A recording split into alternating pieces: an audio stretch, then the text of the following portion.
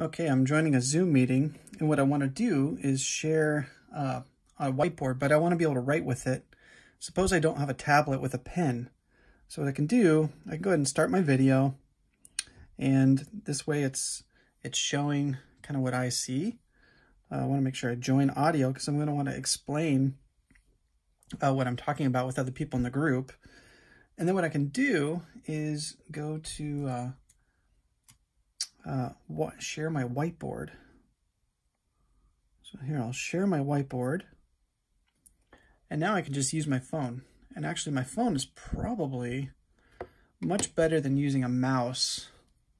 So here I can go to the pen and I can select a color, let's say black.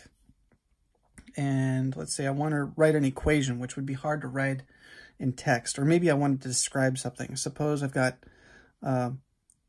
a ring that I think is lying in the XY plane, and I want to convey that with the Z axis pointing up this way. So I can just use my finger, right? This could be Y, this could be X, and this could be Z.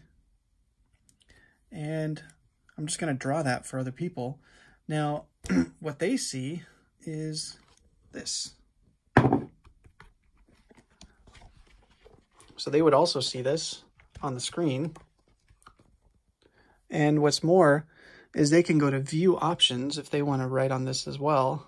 And they could click on annotate.